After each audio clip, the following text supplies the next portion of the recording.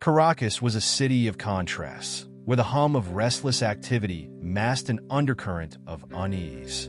By day, it was alive with vendors shouting their wares, buses choking the air with exhaust, and hurried footsteps echoing through crowded streets. By night, however, the city transformed. The bustling energy gave way to a foreboding stillness, as if the buildings themselves held their breath, waiting. It was on one such night that Mariana, a 29-year-old journalist for El Nacional, found herself walking home through a part of the city she normally avoided. The alley, unnamed and unmarked, was a shortcut. It slithered between dilapidated buildings like a wound in the cityscape, its narrow confines shrouded in shadows, even on moonlit nights. Mariana had heard rumors about the place, whispers of strange noises, flickering lights, and figures seen out of the corner of the eye, but she dismissed them as urban legends. She was late, and Caracas wasn't a city that forgave lingering after dark. Her footsteps echoed unnaturally as she entered the alley. The air was damp, carrying the faint stench of rot and mildew. Her journalist's eye caught the peeling paint on the walls, the graffiti that seemed more like desperate warnings than acts of rebellion, and the stray cat that slinked into the darkness ahead of her. She tightened her grip on her messenger bag, the strap digging into her shoulder. Halfway through, she heard it, a whisper. It wasn't a breeze or the murmur of distant voices. This was different. It was faint but deliberate, a disjointed series of words spoken in a language she didn't recognize. Mariana froze, her breath catching in her throat. She turned, scanning the alley behind her. It was empty. The graffiti stared back at her, silent and accusing. "Get a grip," she muttered under her breath. Her voice sounded small, as though the alley swallowed it whole. As she moved forward, the whispering grew louder, though its source remained elusive. It wasn't coming from ahead, behind, or even above. It seemed to emanate from the very walls, as if the bricks themselves were alive, murmuring secrets they had no right to share. Mariana's pulse quickened. She tried to rationalize it. An echo, a trick of acoustics, her own nerves, but none of her explanations fit the growing sense of unease gnawing at her. When she reached the alley's midpoint, she saw it, a figure. At first glance, it looked human, but something was off. The proportions were wrong. Its arms were too long, its head tilted at an unnatural angle. It stood at the far end of the alley, shrouded in the kind of shadow that shouldn't have existed under the flickering streetlight nearby. Mariana's breath hitched as the whispering grew to a cacophony, drowning out her own thoughts. "Hola," she called, her voice trembling despite her best efforts to sound firm. The figure didn't move. Summoning her courage, Mariana took a step forward, then another. The figure remained still, watching, or at least she thought it was watching. Her palms were slick with sweat as she reached for her phone, the camera app her only defense. But when she blinked, the figure was gone. Mariana stumbled back, nearly dropping her phone. The whispers stopped as abruptly as they had begun, leaving the alley in oppressive silence. She turned and bolted, her heart pounding in her chest. When she reached the street, the city's normal noises enveloped her like a comforting embrace. She looked back at the alley, now appearing perfectly ordinary in the glow of the streetlights. But Mariana knew better. Something had watched her that night, and it wasn't human. The night after her encounter in the alley, Mariana sat at her desk, her laptop glowing dimly in the cramped apartment she shared with her sister, Isabel. Caracas buzzed faintly outside the window. Distant car horns, muffled laughter, and the hum of a restless city that never truly slept. Yet in her mind, the city was silent, consumed by the memory of that whispering alley and the figure that had disappeared as suddenly as it had appeared. Mariana had tried to dismiss it as a trick of the light or exhaustion. After all, she had been working long hours chasing a story about the growing housing crisis in the city. Still, something gnawed at her. The whispers, the unnatural stillness, the figure. It all felt too real to ignore. The rational part of her screamed for her to let it go, but the journalist in her wanted answers. Her fingers hovered over the keyboard. Searching Caracas alley shadows brought up dozens of hits, most of them blog posts and forums. She clicked on a thread titled, La Sombra del Guerre. Fact or folklore? The post described a malevolent entity said to haunt the areas near the Guerre River. According to the writer, it wasn't a ghost or a demon, but something older, tied to the river's polluted waters and the city's history of suffering. The comments were a mix of skeptics and believers. One user wrote, "I saw it once near Sabana Grande. It doesn't walk like us. It glides." Another added, "My abuela said La Sombra marks people. If you see it, it follows you." Mariana felt a chill run down her spine as she read those words. She closed the laptop and leaned back in her chair, staring at the ceiling. Could this shadow really be what she had seen in the alley? She shook her head. It was absurd. Yet, as she glanced at her phone, she noticed she had a text from Isabel. "¿Dónde estás? I thought you'd be home earlier." Mariana frowned. Isabel was usually asleep by this hour, but the message timestamp showed it had been sent minutes ago. She texted back, "I'm here. What's wrong?" A moment later, the door to Isabel's room creaked open. Mariana jumped, but it was just Isabel, her face groggy with sleep. "Why are you texting me?" Isabel mumbled, rubbing her eyes. "I didn't text you. You texted me," Mariana replied, holding up her phone. Isabel looked confused. "I didn't send anything," she said. Mariana's stomach tightened as a cold dread washed over her. The text conversation stared back at her, and she scrolled up to find something that hadn't been there before. Below her last reply was a new message. "You shouldn't have looked." Her heart raced as she showed the screen to Isabel. "Do you think someone hacked my phone?" Mariana asked, trying to keep her voice steady. Isabel frowned, her confusion turning into concern. "Maybe," she said, though her tone wasn't convincing. "Just delete it. It's probably nothing." Mariana deleted the message, but couldn't shake the feeling that it was far from nothing. As Isabel went back to bed, Mariana stayed awake, her eyes flickering between her phone and the dark corners of her apartment. The city outside seemed louder than before, but inside, everything felt unnervingly quiet.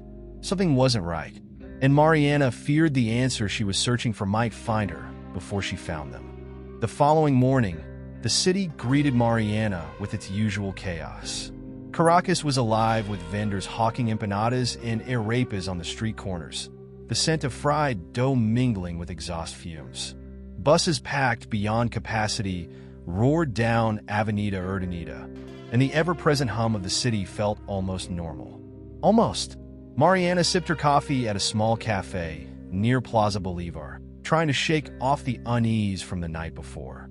She had barely slept, her mind replaying the events in the alley and the cryptic message on her phone. Her hands trembled slightly as she scrolled through her emails. Most were mundane work updates and PR pitches, but one subject line stopped her cold. "We need to talk." The email had no sender, only a cryptic address that made no sense. NobodyAndNowhere.com. Her thumb hovered over the message before she hesitantly opened it. The body of the email was brief. The alley was not a coincidence. "You are being watched. Meet me at the Old Believer Cinema at noon. Come alone." Mariana's pulse quickened. She reread the message, her mind racing. The Bolivar Cinema had been shuttered for years, a relic of a bygone era when theaters were palaces of escapism. Now, it was just another forgotten piece of Caracas, a shadow of its former self. Her instincts screamed at her to ignore the email, to go to her office and bury herself in work. But the journalist in her couldn't resist the allure of a lead, no matter how strange. The figure in the alley, the whispers, the message. She needed answers, and whoever sent the email seemed to have them. By the time she arrived at the Bolivar Cinema, the sun hung high in the sky, its warmth doing little to ease her tension. The building loomed before her, its Art Deco facade crumbling and streaked with graffiti. A faded marquee above the entrance read, "El fin está cerca," the end is near. Mariana's throat tightened as she pushed the heavy doors open and stepped inside. The air was thick with dust and decay. The lobby, once grand with its marble floors and ornate chandeliers, was now a wasteland of broken tiles and shattered glass. The silence was oppressive, broken only by the distant sound of dripping water. Mariana's footsteps echoed as she made her way toward the main theater, her phone clutched tightly in her hand. Mariana. The voice came from the shadows near the concession stand, low and raspy. She spun around, her heart leaping into her throat. A man stepped forward, his face obscured by a baseball cap pulled low over his eyes. He wore a tattered jacket, and his hands fidgeted nervously. "Who are you?" Mariana demanded, her voice sharper than she intended. "Call me Mateo," he said. His eyes darted around the room as if he expected someone, or something, to burst through the walls at any moment. "You shouldn't have gone into that alley." Mariana frowned. "Why? What's happening to me?" Mateo hesitated, then gestured for her to follow him. He led her into the theater, where rows of seats sat rotting in the gloom. They stopped near the stage, where the screen, once a portal to other worlds, hung in tatters. "There's something in this city," Mateo said, his voice low. "It's been here for decades, maybe longer. It hides in the shadows, feeds on fear, and once it marks you," he trailed off, his eyes locking onto hers. "Once it marks you, what?" Mariana pressed, her chest tightening. Mateo looked down, his hands trembling. "It doesn't stop. It follows you everywhere. It makes you doubt your own mind. And then, when you're at your weakest," he didn't need to finish. Mariana swallowed hard, the weight of his words sinking in. "How do you know all this?" "Because it marked me too," Mateo whispered. His voice cracked with despair. "And now it's watching us." Mariana froze, her breath catching in her throat. In the darkness of the theater, she could feel it, a presence, silent and suffocating, lurking just out of sight. The oppressive silence of the Bolivar cinema weighed heavily on Mariana as she stared into the darkness that stretched beyond the stage. Mateo's revelation rattled her, but she pushed aside her growing fear, determined to dig deeper into the mystery. The journalist in her demanded it. "What does it want?" Mariana asked, her voice barely above a whisper. She scanned the theater, half expecting the shadows to shift or come alive. Mateo leaned against the edge of the stage, his posture sagging as if carrying an invisible weight. "No one knows," he admitted, his voice raw. "Some say it's punishment. Others think it's older than the city itself. A remnant of something we'll never understand." He paused, eyes darting to the corners of the room. "But I've seen what it does. It doesn't just haunt you. It breaks you." The words sent a chill down Mariana's spine. She tightened her grip on her phone, its cold metal frame grounding her in the surreal moment. "Why me?" she demanded. "I didn't do anything." Mateo's lips curled into a grim smile. "You don't have to. The shadow chooses. It watches, waits, and then it strikes." He looked directly at her, his eyes filled with a mixture of pity and fear. "You've seen it now. That's all it needs." Mariana's frustration bubbled to the surface, overtaking her fear. "This is insane," she snapped. "You're telling me I'm being hunted by something? Because I walked into the wrong alley?" Before Mateo could respond, a faint noise echoed through the theater. A low, almost imperceptible whisper that seemed to come from everywhere and nowhere at once. Mariana froze, her pulse pounding in her ears. Mateo's face went pale, and he motioned for her to stay silent. The whisper grew louder, taking on a rhythm like the rustling of dry leaves. It wasn't a language, yet it carried an unsettling familiarity, as if the sound itself were burrowing into her mind. "It's here," Mateo hissed, his voice trembling. He grabbed Mariana's arm, his grip firm despite his shaking hands. "We need to go. Now." Mariana hesitated, her eyes scanning the theater. For a fleeting moment, she thought she saw movement near the back row, an unnatural ripple in the shadows, as if the darkness were alive.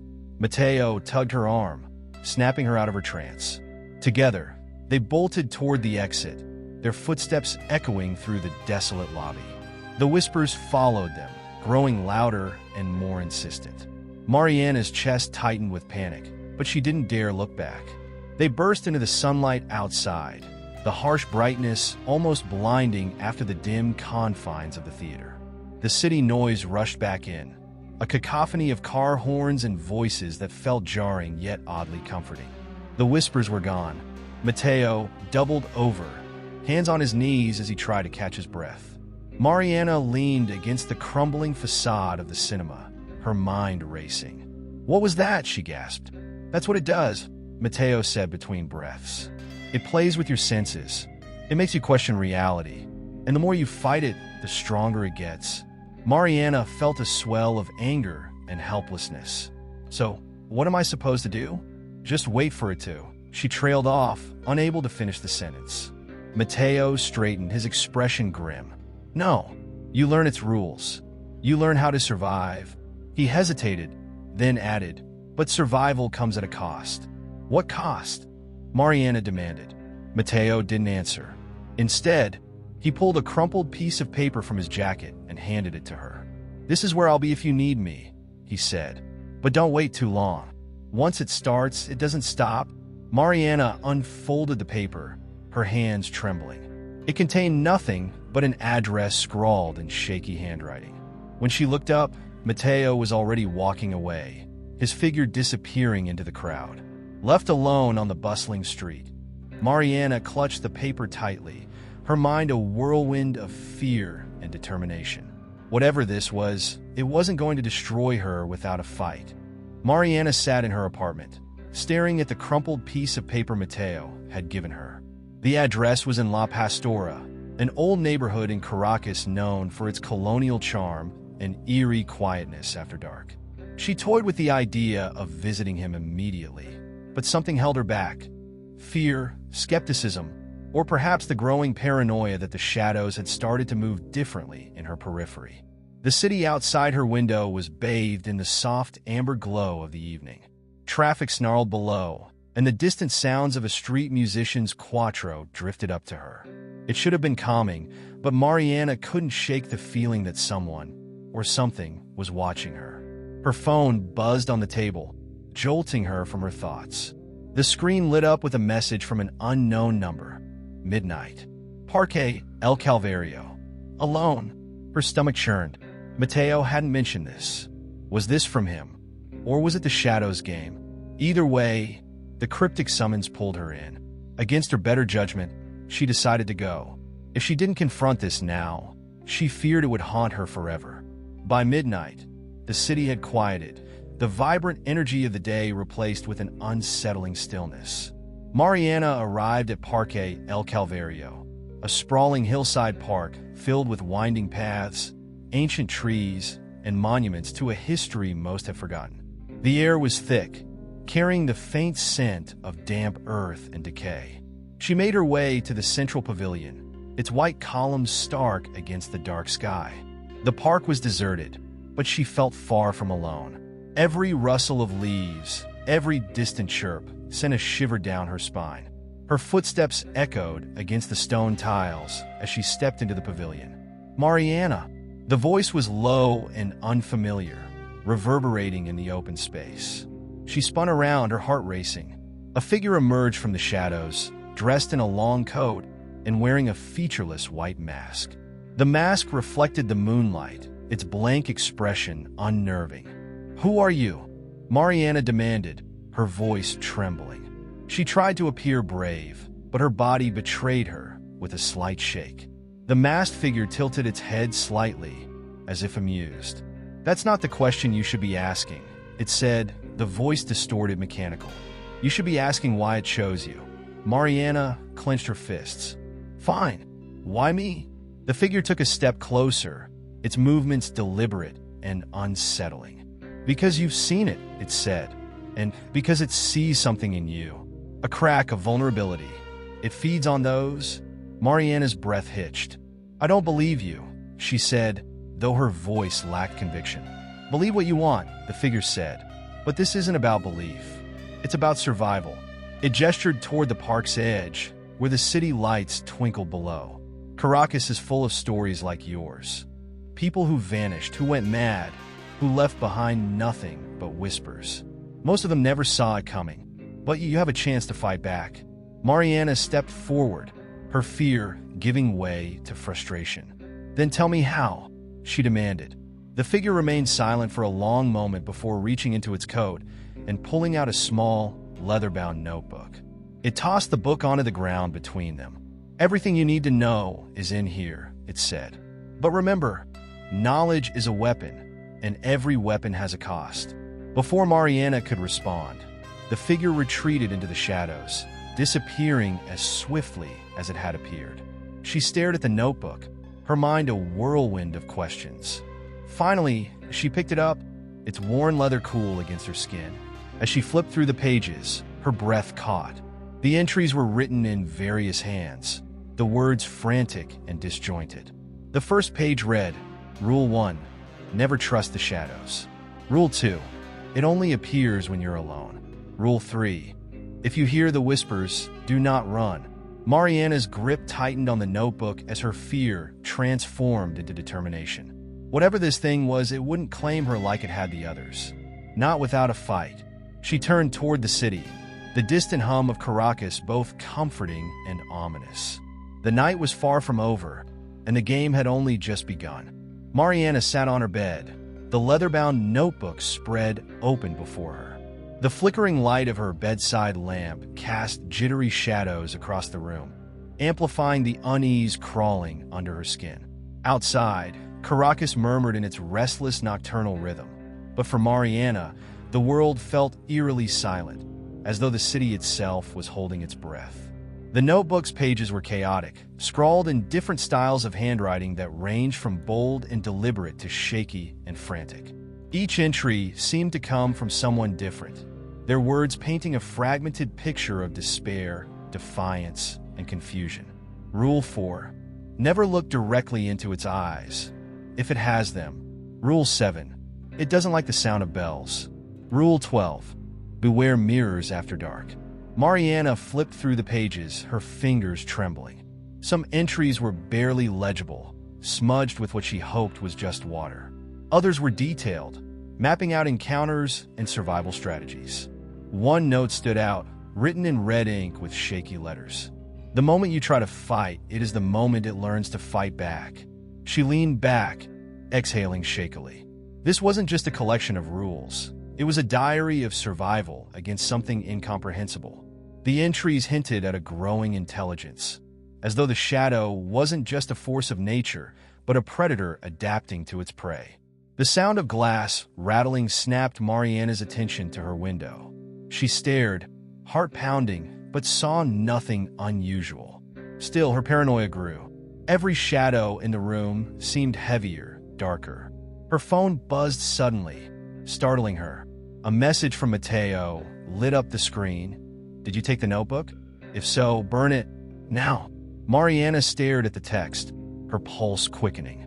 Why would Mateo want her to destroy it? He had given her the address to meet him, but this abrupt warning made her question his motives. She texted back, "Why?" The reply came almost instantly. The more you read, the closer it gets. Trust me. Her hands shook as she set the phone down, glancing at the notebook. The air in the room felt heavier, suffocating. The shadows along the walls seemed to pulse, their edges blurring as though they were watching her. Mariana stood abruptly, grabbing the notebook and rushing into the kitchen.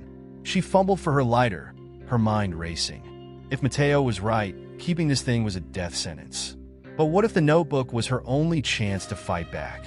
As the lighter's flame flickered to life, the room plunged into an unnatural silence. The city's usual noise, a constant hum of distant traffic, music, and voices, vanished. It was as though the world had been muted. She froze, the flame inches from the notebook. A faint whisper curled around her ears, soft but insidious. It wasn't coming from any direction. It was simply there, an invasive presence inside her head. "Burn it, Mariana," the whisper hissed. It was her own voice, but twisted, echoing with malice. She dropped the lighter in shock, the flame sputtering out as it hit the floor. The whisper grew louder, mocking her hesitation. The shadows in the corners of the room stretched and writhed, inching closer. Summoning all her courage, Mariana grabbed the notebook and stuffed it into her bag. She didn't know if burning it was the right choice, but she wasn't ready to destroy it, not yet. She needed answers, and she needed them fast. The moment she stepped outside, the city's noise returned, overwhelming in its normalcy. It was as though stepping into the open air had broken a spell. Clutching her bag tightly, Mariana hailed a taxi and gave the driver Mateo's address in La Pastora.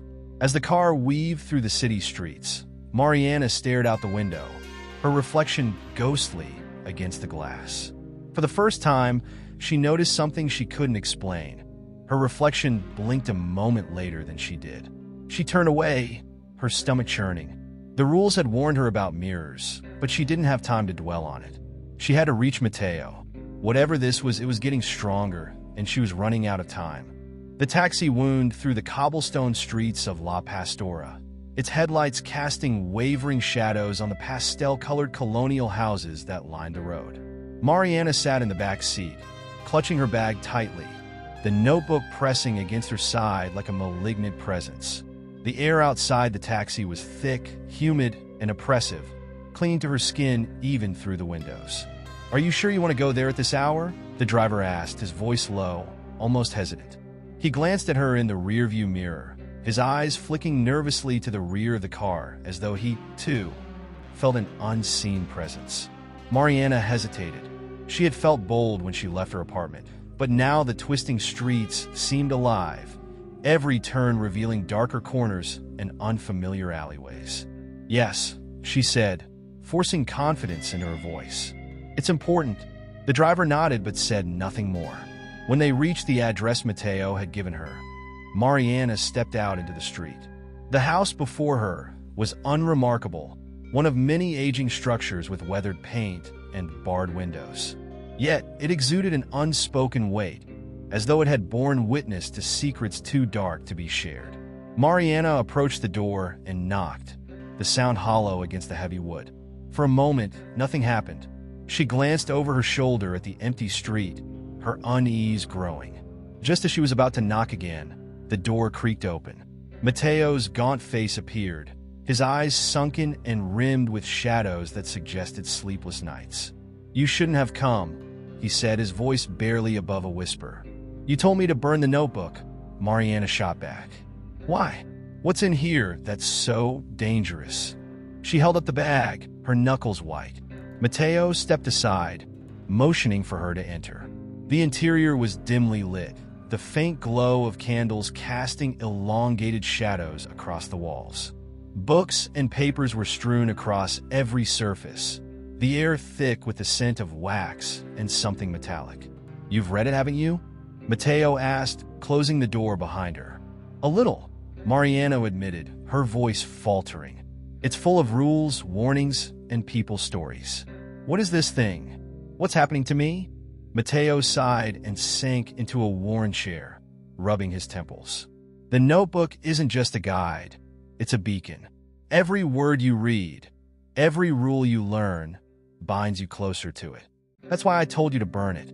The more you know, the more it knows you." Mariana froze, her pulse quickening. "Then why give me the address? Why let me come here?" "Because once you've started, there's no turning back," Mateo said, his voice heavy with resignation. "If you destroy the notebook now, you'll lose the only thing that might keep you alive. But keeping it's like keeping a hungry dog at bay with scraps of food. It only delays the inevitable." He leaned forward, his gaze piercing. "The shadow is ancient. It doesn't just feed on fear, it cultivates it. It twists your reality, isolates you, and makes you doubt everything. It thrives on the cracks in your mind and the fractures in your soul." Mariana sat across from him, her hands trembling. "So what do I do? How do I stop it?" "You can't stop it," Mateo said bluntly. "You can only outlast it. Follow the rules. Learn its patterns. It's a predator, and you're its prey. But predators can be outsmarted. At least for a time." Mariana's mind raced, her thoughts tumbling over one another. The notebook had warned against trusting the shadows, against mirrors, against the whispers. But now it seemed that even understanding these warnings was a trap. As she tried to process Mateo's words, a faint knock echoed through the room. She turned toward the door, her blood running cold. Mateo's face went pale, his eyes wide with terror. "Did you tell anyone you were coming here?" he whispered urgently. "No," Mariana replied, her voice barely audible. The knock came again, louder this time. Mateo grabbed her arm, pulling her toward the back of the house. "Don't answer it," he hissed. "Whatever you do, don't let it in." "What is it?" Mariana asked, her heart pounding. Mateo didn't answer. Instead, he shoved her into a small, candlelit room and locked the door behind her. She heard him moving quickly through the house, his footsteps frantic. In the silence that followed, Mariana clutched the notebook tighter, the rules swimming in her mind. The knocking grew louder, each strike against the door resonating through the house like a heartbeat. She pressed her ear against the door, her breath shallow. Then, just as suddenly as it had started, the knocking stopped. The silence was worse. The silence stretched on, heavy and oppressive, as Mariana stood in the dim room, her breath shallow. The flickering candlelight painted shifting shadows on the walls, and she couldn't shake the feeling that the room was shrinking around her. She clutched the notebook tightly, her fingers gripping the leather cover as though it were a lifeline. Through the thin door, she could hear Mateo moving rapidly, his muffled footsteps a frantic symphony in the stillness. A soft creak, like that of a floorboard under immense pressure, made her freeze. It wasn't Mateo. It came from somewhere else in the house. Her grip on the notebook tightened further. She glanced around the room, her eyes darting to the single, dust-covered window. It was too small to climb through, but it let in a sliver of moonlight that did little to ease her growing fear. On a wooden table sat a series of strange objects: a tarnished crucifix, an unlit oil lamp, and a collection of scattered pages with indecipherable scribbles. The door handle rattled suddenly, jolting her from her thoughts. She backed away instinctively, her back pressing against the wall. "Mateo," she whispered, her voice trembling. The handle stopped moving, but there was no reply. A muffled voice drifted through the door, distorted and low. "Mariana." Her blood ran cold. The voice wasn't Mateo's. It was guttural, as if someone were speaking through layers of water. She clamped a hand over her mouth to stifle a gasp, her heart hammering in her chest. The voice came again, softer but no less menacing. "You shouldn't have come here." Her mind raced, replaying Mateo's warnings. "Don't let it in." But whatever it was already in the house. The flickering candle suddenly extinguished, plunging the room into darkness. Mariana's breathing quickened, her eyes straining to adjust.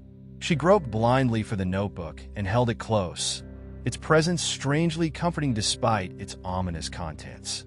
She whispered a silent prayer, her voice barely audible over the pounding in her ears. The faint sound of something dragging across the floor outside the door made her stop.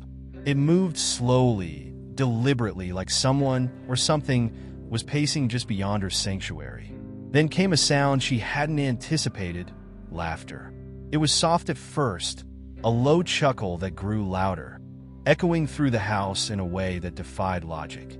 It was layered, as if multiple voices were laughing in unison, their tones ranging from childlike giggles to deep, guttural guffaws. The sound filled every corner of the room, pressing against her eardrums and vibrating in her chest.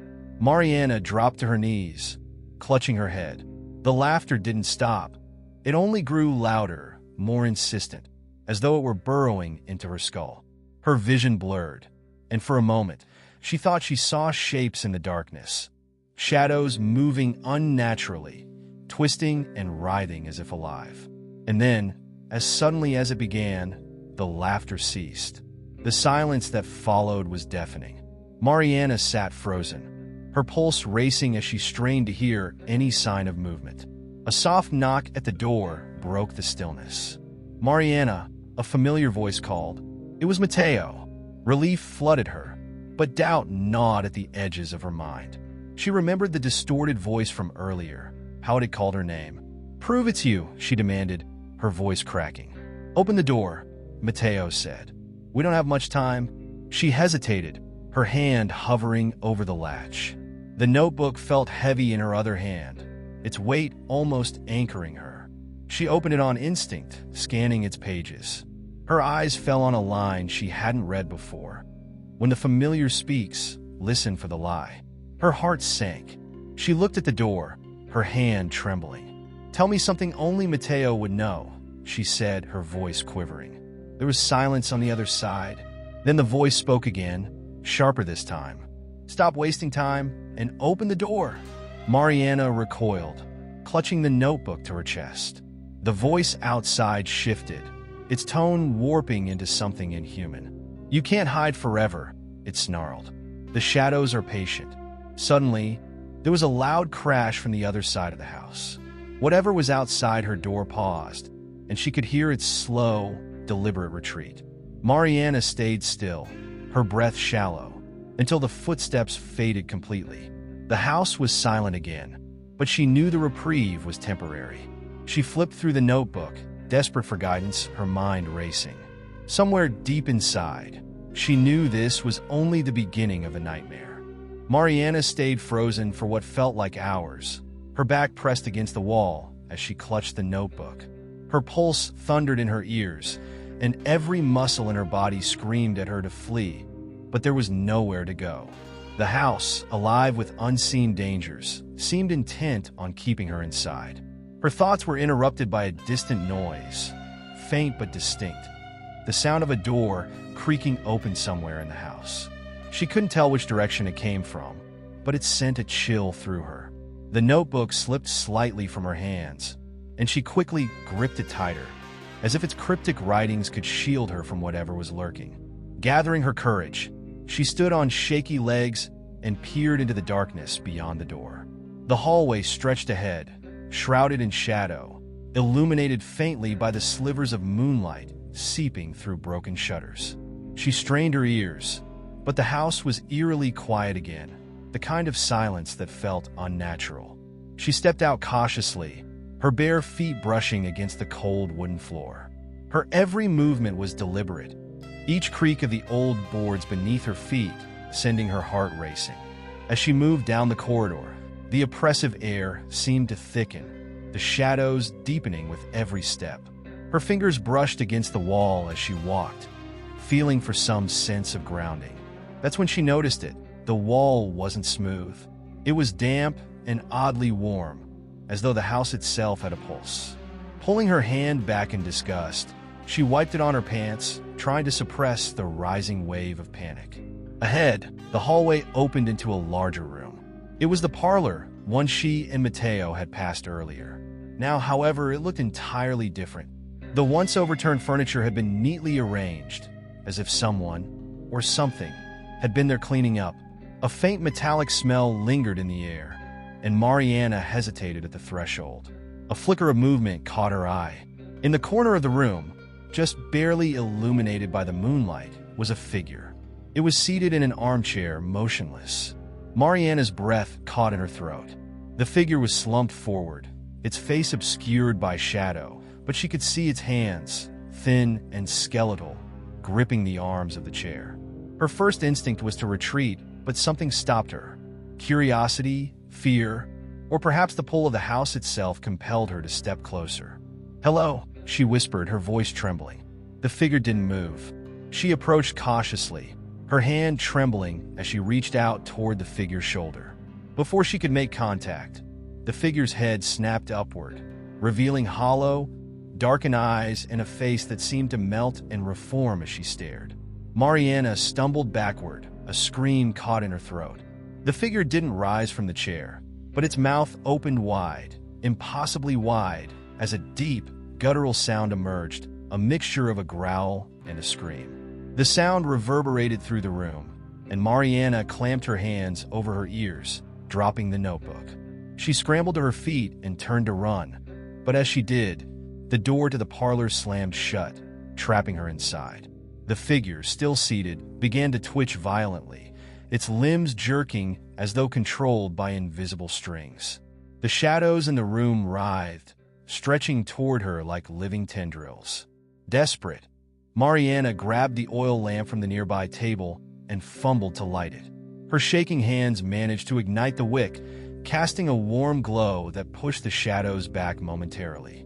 She swung the lamp toward the figure, and as the light hit it, the figure let out an unearthly shriek, its form collapsing into a pile of ash and bone. The room fell silent once more, save for Mariana's ragged breathing. She leaned against the wall, clutching the lamp as her only source of protection. The notebook lay forgotten on the floor, its pages fluttering slightly in the unseen breeze. Mariana knew she had to leave the house, but the question loomed. Where could she go when the very shadows seemed alive? Gathering her resolve, she picked up the notebook and stepped cautiously back into the hallway, the flickering light of the lamp casting long, wavering shapes on the walls. The house seemed to pulse around her, and she realized with a sinking feeling that it wasn't just alive, it was aware. As Mariana stepped into the hallway, she couldn't shake the sense of being watched. The flickering oil lamp in her hand barely held the encroaching darkness at bay, and with each passing second, the shadows seemed to creep closer, like the house itself was alive and moving around her. Every creak of the floorboards, every soft whisper of wind, felt laden with intention. There was something deeply unsettling about the house now, something that went beyond the strange happenings and eerie occurrences. It was as though the house had been waiting for her. Her heart raced, not from fear alone, but from the realization that she could no longer rely on anything she knew. The walls around her were no longer just walls. They felt like a living, breathing entity pushing against her, pressing her into submission. The darkness ahead of her wasn't just the absence of light, but a presence, a weight that suffocated her every breath. She moved quickly, but cautiously, the oil lamp casting warped shadows that seemed to dance on the walls, mocking her every step. Her footfalls echoed in the silence, amplifying the sense of isolation that gripped her. Her fingers trembled as she clutched the notebook tightly. She had to find a way out. She had to leave. But where? The house felt like a labyrinth, its hallways twisting and turning in unnatural ways, its rooms shifting as though it were alive. Mariana had already seen enough to know that there was no simple escape. The figure in the parlor, its horrific transformation, the laughter that had filled her ears, all of it was part of something bigger, something much darker. She thought about Mateo, how she had left him behind in the room, but the thought of going back filled her with dread. What if he was no longer the person she knew? What if the house had already claimed him too? She pushed the thought aside, focusing instead on the task at hand. She needed answers. The notebook, with its strange and cryptic contents, might hold the key. As she walked, she scanned its pages, her eyes searching for any hint of guidance, any clue as to what she was truly dealing with. The pages blurred together, filled with indecipherable symbols and cryptic phrases that seemed to mock her in their ambiguity. But then, one line stood out. In the heart of the darkness, you must find the pulse. Mariana stopped dead in her tracks, the words lingering in her mind. The pulse. She couldn't help but wonder if the strange vibrations in the house, the unsettling warmth of the walls, had something to do with it. Could it be that the house itself was alive? That it was feeding off something, perhaps her fear, perhaps something more? A noise, soft but distinct, broke her from her thoughts. A low, rhythmic thumping. It came from somewhere deeper within the house, and it seemed to match the beat of her own heart. It was as though the house itself had a heartbeat, its pulse beating in time with hers. The thought sent a jolt of unease through her. Mariana felt an almost magnetic pull toward the source of the sound. She turned toward the noise, her feet moving almost of their own accord. The lamp's light quivered, casting strange, fleeting shadows, but the pull she felt was undeniable. She was drawn toward the center of the house, to the place where the pulse seemed to originate. She moved faster now, her steps echoing louder in the silence. The hallways began to close in on her, the space narrowing with each step. She felt the walls pressing against her, almost as though they were reaching out to claim her. The pulse, louder now, reverberated through the floorboards and into her chest. It was so strong, so constant, that she could no longer tell where it ended and her own heartbeat began. The hallway opened into a vast, cavernous room, unlike any she had seen before. The walls were lined with strange markings, their meanings lost to time. The center of the room was dominated by a large, pulsating structure, dark and organic in appearance. It resembled something between a twisted tree and a grotesque heart, its surface shifting and undulating as though it were breathing. As she stepped closer, the air grew thicker, warmer. The pulse was stronger now, vibrating in the very air around her. It felt as though the house was alive, feeding off the darkness that had consumed it. The room was alive, too, its heartbeat entwined with her own. In the center of the pulsating mass, she saw something, a figure. It was Matteo. He was standing still, his eyes wide and unblinking, staring into the abyss of the structure before him. His hands were outstretched, as though he were in some kind of trance, and his lips moved soundlessly. The pulse seemed to emanate from him as well, as though he was somehow connected to the house itself. Mariana's heart skipped a beat. She could feel the connection now, the magnetic pull of the house. It wasn't just feeding on her fear, it was feeding on them both. And as she stood in the doorway, the realization hit her like a wave. She had come here for answers, but in this house, there were no answers.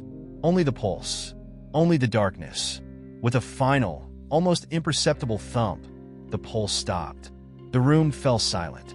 Matteo turned to her, his eyes hollow, as if the very essence of his soul had been drained. "You shouldn't have come back," he whispered, his voice devoid of all emotion. The walls trembled. The words Matteo spoke hung in the air, heavy with meaning and dread. Mariana's body trembled involuntarily, and she felt a cold, paralyzing wave of fear rush through her veins. She hadn't expected him to be here, standing before the pulsating structure in the center of the room, his form unnaturally still, his expression vacant. She had hoped for something, anything, that might explain the horrors of this house. But instead, what she faced now was a nightmare she couldn't begin to comprehend. Matteo's eyes were distant, his once familiar features distorted into something unrecognizable. He didn't look like the man she had known. The presence in the room, no, the house itself, had clearly taken a toll on him. It was as if the very air around them had absorbed his will, hollowed out his soul. Mariana took a tentative step forward, her legs barely able to carry her. "Matteo," she whispered, her voice breaking. "What's happening? What is this place?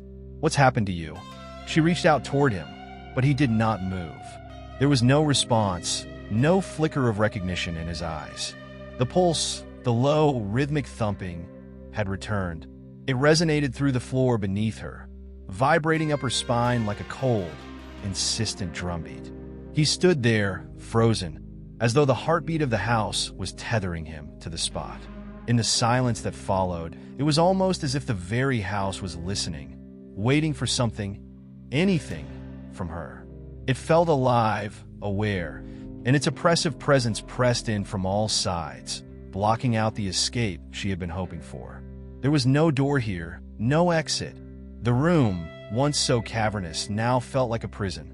The walls, covered in strange, pulsating markings, seemed to throb in time with the heartbeat. The air around them grew thick, heavy with the overwhelming sense of something ancient and malevolent that had been waiting for her arrival. Mariana's eyes darted around the room, desperate for a way out.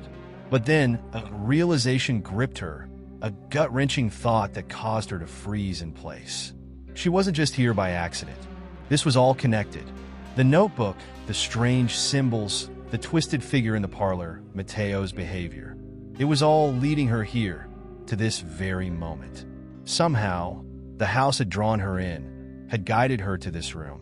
And now, standing in the very heart of the house, she could feel the pull of its ancient power, like it was coaxing her closer. But closer to what? Mariana's breath caught in her throat as her eyes settled on the figure at the center of the room. The heart of the house, the source of the pulse. It seemed to be waiting, as if it too had been expecting her. Its organic, twisting form shifted unnaturally, and for a moment, she thought she saw faces within it. Faces contorted in agony, stretched and distorted by the writhing mass. The faces were silent, but their eyes, those eyes, burned with a deep, ancient hunger. The pulse quickened, and she could feel her own heartbeat rising in sync with it. Matteo didn't move, but the pulsing mass in the center of the room seemed to be drawing energy from him, feeding on his stillness. The connection between him and the entity was undeniable. She couldn't help but wonder. Had he been consumed by the house? Had it been too late for him the moment he stepped inside? Or had he known something she didn't? Something she had yet to understand? The words in the notebook, once so cryptic, now seemed to carry weight. In the heart of the darkness, you must find the pulse.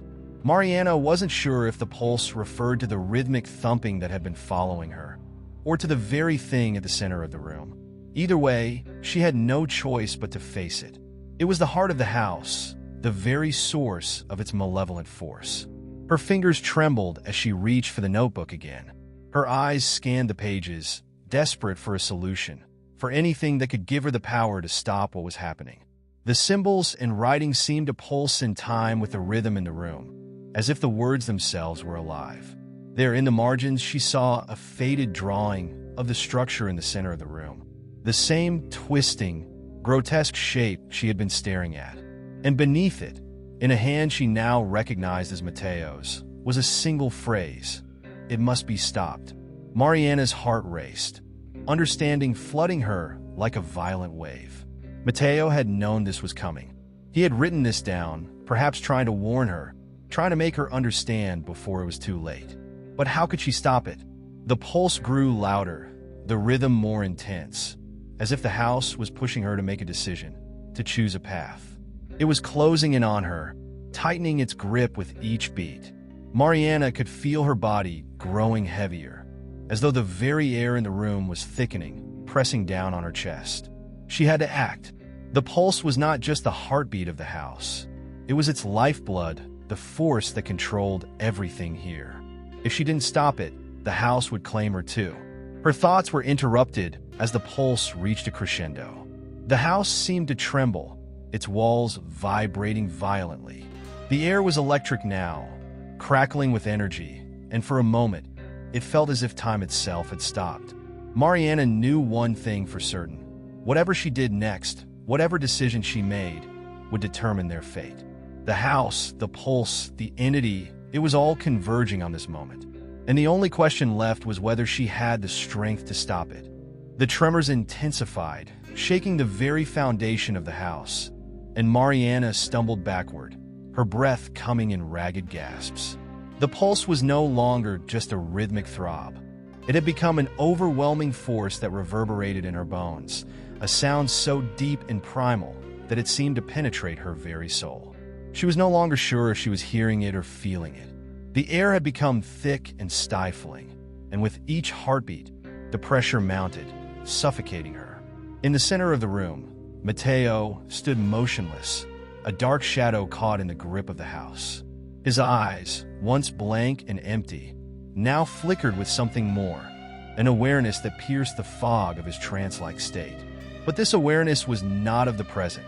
It was the same awareness that seemed to be connected to the malevolent force at the heart of the house.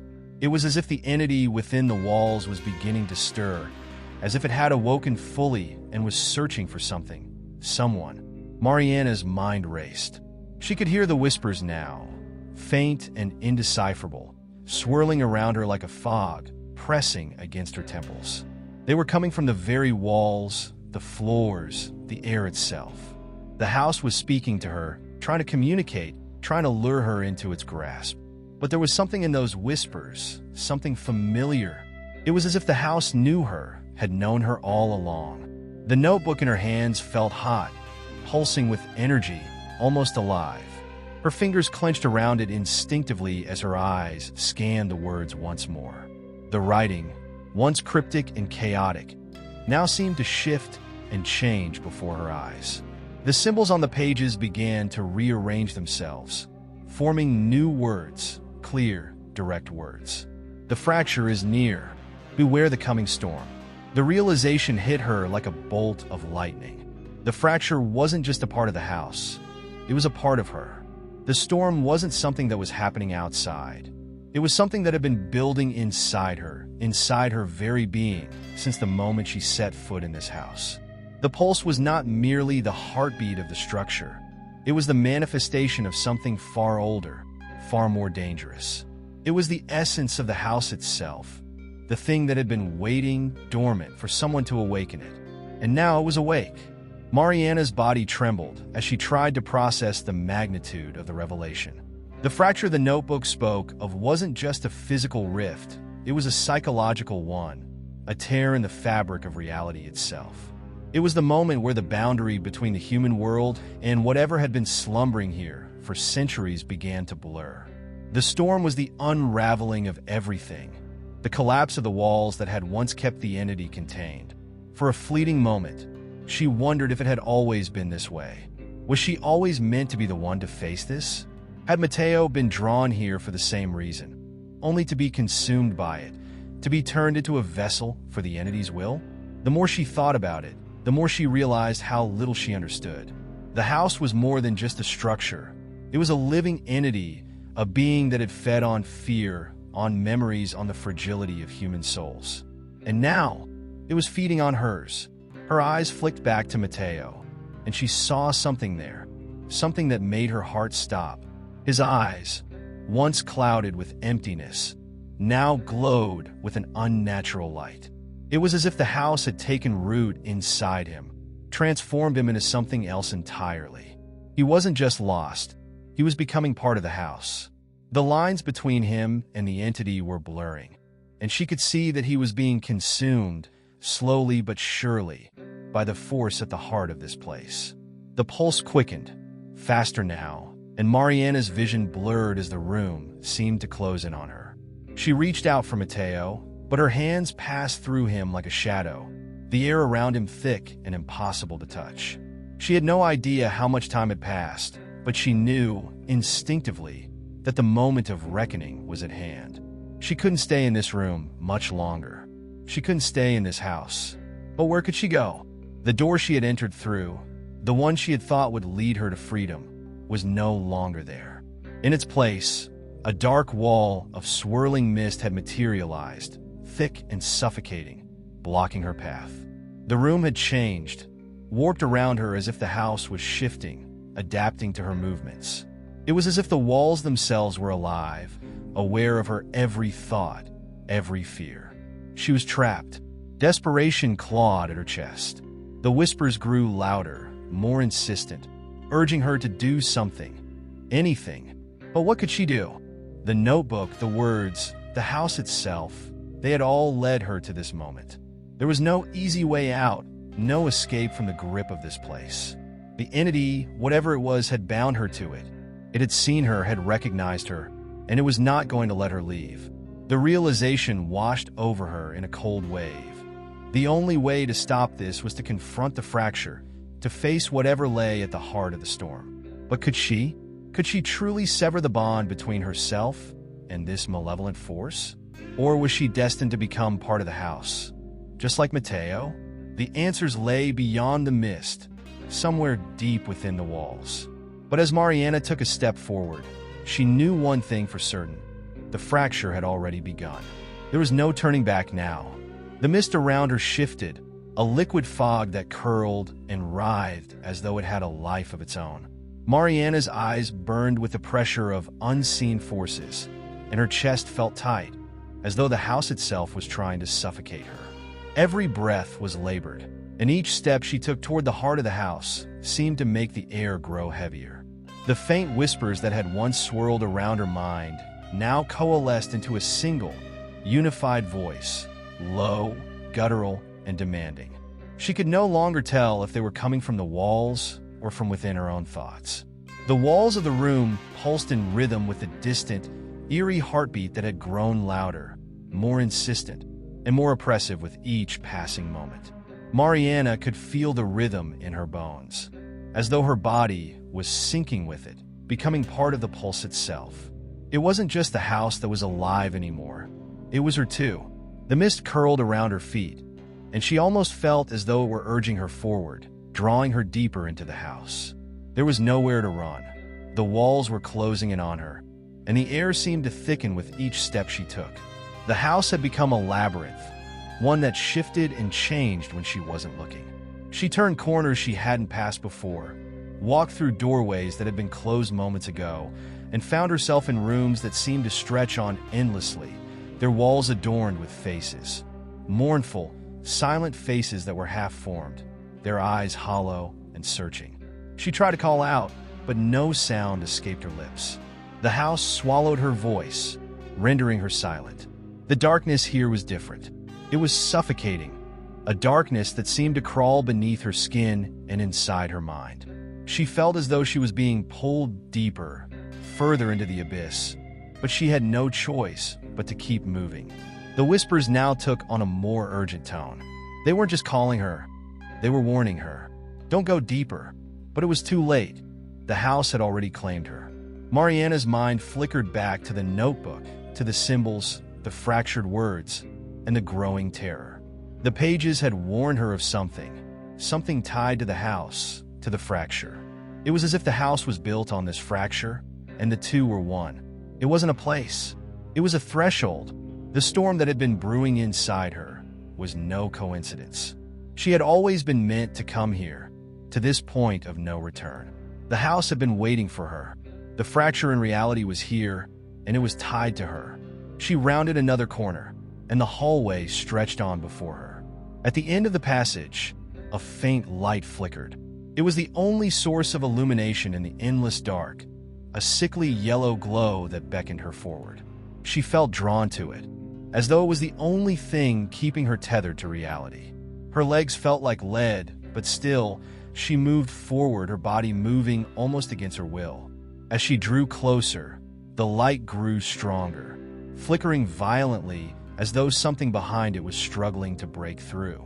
She reached the door, its surface warped and twisted, as if the wood itself was alive and pulsing. The door wasn't meant to be opened.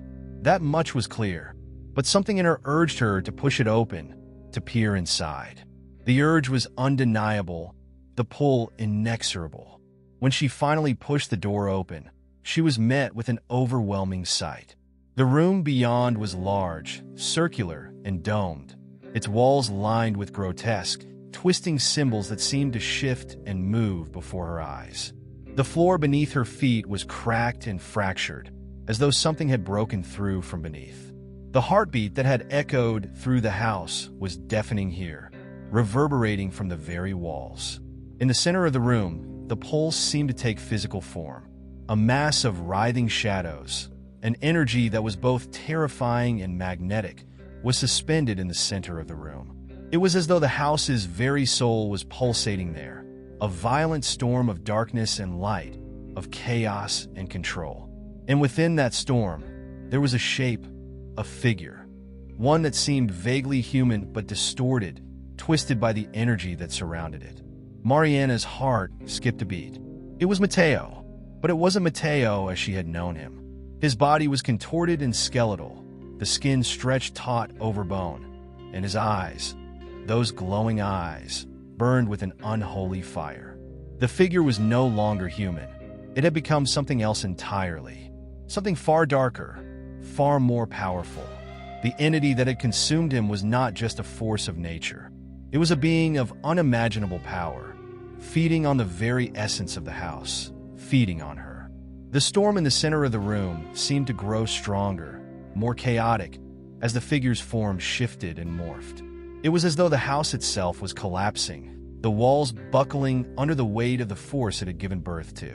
The pulse quickened, faster now, and Mariana could feel the vibrations in her chest, the ground beneath her feet quaking. She could no longer distinguish between the storm inside the house and the storm inside herself. She was caught in the center of it, at the fracture of reality. Mariana knew, with a sickening certainty, that the entity, the storm, had been feeding on Matteo's soul. It had taken him, twisted him into a vessel for its own dark purpose. And now it was turning its gaze on her. It wanted her. It needed her. Her body trembled with fear. But there was something else beneath the fear, a growing realization. The house was not just a prison, it was a doorway to something much larger, something that existed beyond the veil of this world. And the fracture? The fracture was the key. Mariana had been brought here to open it, to feed the storm, to allow the entity to break through into the world beyond. With a final, horrifying cry, the figure of Matteo seemed to shudder, his body writhing as though something was breaking free from within him. The storm in the room howled, a violent crescendo of sound that seemed to tear the very fabric of reality apart. And as it did, Mariana felt the darkness surge, pulling her into its grasp. There was no escape now. The fracture had already begun. The descent had started. The air in the room had changed. It was thicker now, not just the weight of the darkness, but something more tangible, a pressure that seemed to be pressing on her lungs, making each breath harder to draw. The pulse from the storm had not stopped. If anything, it had intensified, becoming almost unbearable. Mariana's eyes burned as she tried to focus on the chaotic mass in front of her. The figure of Mateo, whose distorted shape continued to writhe and stretch, losing any semblance of humanity. For a moment, the world seemed to blur around her, the floor beneath her feet spinning, and the walls of the room appearing to fold inward, as though the house itself were collapsing in on her. It wasn't just the house that was breaking apart. It was her reality. She could feel the lines between the physical world and something far darker beginning to dissolve, slipping away like sand through her fingers. Her mind screamed for escape, for a way to get out, but her body refused to obey. It was as though she had been tethered to this place, bound by invisible threads to the storm, to the entity that now lay in wait, feeding on the remnants of Mateo's soul. The walls of the room, once decorated with intricate symbols, now seemed alive. The runes twisted and shifted, their patterns changing with a mind of their own, the shapes turning into faces, ghastly, elongated faces that leered at her from all directions. She could hear their voices, but they weren't speaking words. They were murmuring, humming with an ancient, guttural sound that resonated deep within her, vibrating her very core. The whispers grew louder, a cacophony of dissonance that filled the space and made it impossible to think clearly. Mariana stumbled back, her legs shaking, her mind reeling from the flood of images, sounds, and sensations that were too much to process. She reached for the door, but it had vanished. The exit that had once seemed so close was now a distant memory. The room had become a prison, and the pulse, that incessant, rhythmic beat, had become her only connection to reality. She could no longer discern what was real and what was part of the storm. Her senses were failing her, her own thoughts slipping through her grasp like water, leaving behind nothing but an overwhelming sense of dread. In her desperation, Mariana's gaze flicked back to Mateo's twisted form, and for the briefest moment, she saw something that felt like a flicker of recognition. It wasn't his face anymore. It had become something alien, something monstrous. But there, in the depths of those burning eyes, was a trace of the person she had once known. Mateo was still there, somewhere, lost beneath the storm, fighting for control. She wasn't sure if it was him or just the echo of his former self, but it didn't matter. She knew that the storm, the entity, was in control now. It had taken everything from him and was using his form as a vessel, a tool to break through the veil that separated this world from whatever waited beyond. A sudden sharp crack echoed through the room, snapping Mariana out of her daze. The ground beneath her feet buckled, and the storm intensified, its pulses shaking the air around her. The walls seemed to flex as though they were alive. And then there was a sound she hadn't heard before, a hollow, deep ringing that echoed through her skull. It was the sound of something cracking open, something ancient and unforgiving. Her body responded before her mind could catch up. She turned, her heart pounding in her chest, desperate for an escape. She wasn't sure what she was running from anymore, the storm, the house, or the thing that had once been Mateo, but the need to get away was primal, instinctual.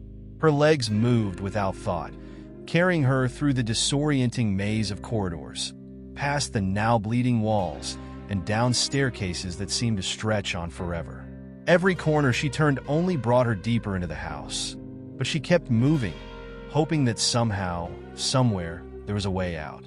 The sound of her footsteps reverberated through the house, a hollow, disjointed echo that felt out of place. It wasn't the normal sound of a person running. This was something else, something that didn't belong. As if the house itself were mocking her efforts, pulling her deeper into its grasp. She pushed forward, fighting the growing sensation that the walls were closing in, that the house itself was alive, a creature that was watching, waiting for her to slip. Her pulse was in sync with the heartbeat of the house, and she realized that she was no longer in control of her own movements. She was being drawn, her body carried by the pull of the entity, her thoughts lost in the crushing wave of terror that had taken hold. At last, she found herself in a large, open chamber, the walls once again covered with symbols that seemed to pulse with dark energy. But this room felt different. There was no escaping the feeling that it was watching her. The door she had entered through had disappeared, leaving only a stone archway ahead, leading deeper into the heart of the house. The room felt oppressive, the air thick with the same unnerving hum that had filled her mind earlier. And then she saw it. In the center of the room, illuminated by an unnatural glow, was a large mirror. The glass was clouded, cracked in several places, but it still reflected her image, distorted and twisted. But it wasn't just a reflection. She saw Mateo's face behind her, staring back at her, his eyes wide with a silent scream, his body broken by the storm. He was trapped, his soul consumed, but his image, his ghost, lingered, a remnant of the person he had been.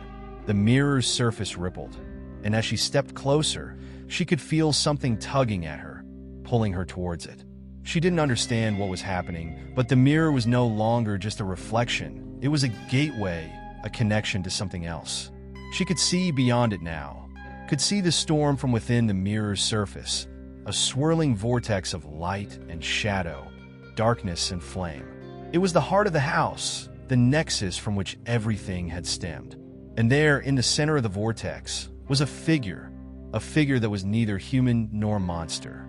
It was something ancient, something vast, and Mariana understood in that horrifying moment that this was no longer just about Mateo. It was about the house, the entity, and whatever it was that waited on the other side of the fracture. The storm wasn't just the end, it was the beginning, and she had been brought here to witness it. The hollow echo of her own voice filled the room, but it wasn't her speaking. It was the house, the entity, calling to her, beckoning her to step through. The mirror beckoned, its surface alive with an energy that pulsed like a heartbeat, matching the rhythm of Mariana's own. She stood before it, frozen in place, unable to look away. The figure in the vortex within the glass grew clearer, more defined, until it seemed to stare directly at her. The eyes, not human, yet somehow familiar, felt like a weight pressing on her chest. Mariana's breath quickened, her body urging her to flee, yet her feet remained rooted to the spot, unwilling to move. The house had her now, and she could feel its invisible tendrils tightening around her, pulling her closer to the storm within the mirror. The air had thickened again, heavier than before, and as the silence stretched, Mariana could feel the very fabric of reality beginning to tear, just as the house had begun to unravel. It was as if the barrier between worlds was growing thin, and she was standing at the edge of it. The wind howled again, but this time it carried with it a voice, a whisper, faint and unintelligible at first, but it grew louder, clearer, until it seemed to be right beside her ear. "Mariana," the voice breathed. She spun around, but there was nothing, just the same dark emptiness, the endless shadows of the hallway stretching before her. The whisper had come from the mirror, she realized. The figure in the vortex, its form writhing with dark energy, was speaking to her. A low, guttural voice reached her mind, like a forgotten memory struggling to emerge from the depths of her subconscious. It wasn't just Mateo's soul lost in the storm. It was something far older, something more malevolent calling to her. "Come closer," the voice urged, seductive and insistent. Mariana stepped back, her body trembling with fear, but her feet felt as if they were no longer under her control. The air around her seemed to tighten, wrapping itself around her limbs, pulling her forward. Her heart raced, her breath shallow, as though the very air was choking her. There was no escape. She had to know what lay beyond, had to understand the thing that had haunted the house, the thing that had driven Mateo into madness. It was no longer just the storm outside. The storm inside the house was growing, expanding, and she could feel it in her bones. The walls of the chamber seemed to move, bending in unnatural angles, as though the house itself were shifting, adapting to the chaos of the storm that raged on the other side of the mirror. The surface rippled again, and this time, it wasn't just a reflection, it was a doorway. The voice was no longer a whisper. It was a command, an order that Mariana could not deny. She felt her own voice respond, her lips moving before her mind could catch up. "What do you want from me?" she asked, the words slipping from her like an incantation. The figure in the mirror didn't answer right away. Its face, a mix of shadow and light, seemed to twist in confusion before its features became clearer than Mariana would have ever wanted them to be. It wasn't just a reflection anymore. It was her. The realization hit her like a cold wave. This was not just an echo of the house or of the storm. It was something deeper, something more ancient. The mirror was not merely a window. It was a conduit, a link between her and the entity that had haunted these walls for centuries. It was not a place for reflection. It was a place for summoning.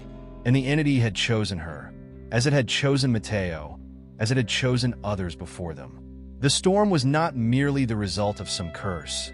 It was a ritual, a sacrificial offering to something that existed beyond the veil. The house seemed to groan, the timbers creaking as if the very foundation was giving way to the pressure of whatever lay behind the mirror. Mariana's knees buckled beneath her, and she collapsed to the floor, her hands still reaching for the mirror, as if compelled by some unseen force. She could feel her body growing cold, the floor beneath her growing colder still, as though the warmth of life was being drained away. In the mirror, her reflection grinned. It wasn't her face anymore. It was distorted, like a mockery, a twisted version of herself staring back with an unholy glee. It laughed, no, it howled, a sound that chilled Mariana to her core, a sound that tore at the fabric of her sanity. The eyes were hollow, devoid of humanity, replaced by something darker, something that had always been inside her, just waiting to emerge. Her reflection stepped forward, moving with a deliberate slowness, its movements unnatural, jerking in a way that no human could. It reached out, and Mariana instinctively pulled her hand back, but the reflection's hand reached toward her, slowly, so slowly, that it felt like an eternity of dread was stretching out between them. Her heart thundered in her chest, and just as the reflection's fingers were about to touch the mirror's surface, she screamed. But it wasn't her voice. The scream that ripped through the air was the house's voice, the storm's voice, and her own. It wasn't just a scream of terror. It was a scream of recognition, of understanding. She was being called, pulled into the very heart of the storm, into the madness that had consumed everyone before her. For a brief moment, there was silence, a heavy, suffocating silence that hung in the air before the reflection in the mirror stopped moving, its hand lingering just an inch from the glass. The storm outside intensified, its deafening roar flooding the house as though the storm had just begun, and Mariana realized with a sickening clarity, there was no escaping this. There was no way out of this house. The mirror wasn't just a window, it was a trap, and it had already claimed its next victim. In that moment, everything clicked. The house, the storm, the voices, the whispers. It was all part of the same curse, the same force that had been feeding off the souls that had entered before her. The mirror was not just a reflection of the past. It was a doorway to something much darker, much older. And now Mariana understood. She had been brought here, not to survive, but to join the storm, to become part of the entity's endless hunger. As the reflection's fingers finally touched the surface of the mirror, Mariana felt her mind slip away.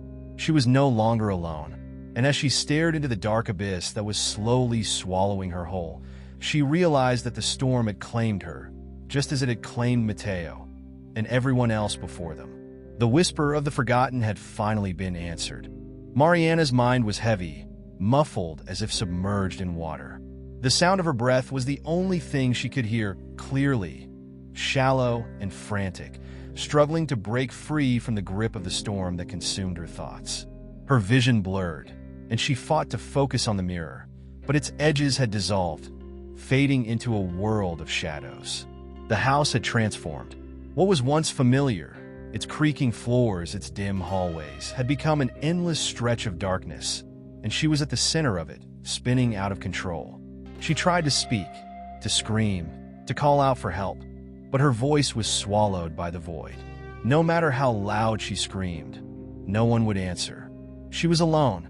In that moment, the weight of isolation became unbearable. The walls of the house had closed in on her, and the silence that enveloped her was deafening, more oppressive than any sound. It was as if the house itself had absorbed her soul, leaving only the hollow shell of her body behind. Her mind raced.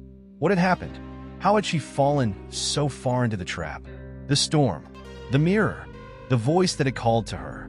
She recalled the twisted figure that had grinned at her, its face warped in cruel mockery. It wasn't just the house or the storm that had done this.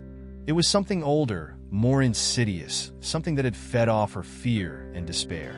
It had been feeding off the souls of all who came before her, drawing them into its web of madness. As the seconds stretched into eternity, a flicker of clarity emerged. In her mind's eye, the reflection in the mirror twisted once more, no longer a mere distortion of her face, but a grotesque figure that seemed to be pulling her deeper into itself. The reflection had reached out to her, and she had answered, whether consciously or not. She had made the fatal mistake of engaging with it, and now the price of that silence was becoming clear. Her mind, her very essence, was being devoured, piece by piece, until there would be nothing left but the echo of the house's hunger.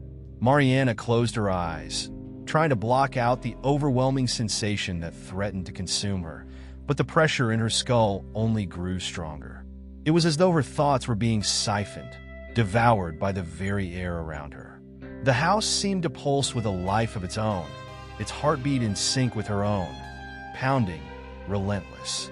Every breath she took felt like a concession, like she was surrendering another part of herself to the darkness. It was then that she remembered the others.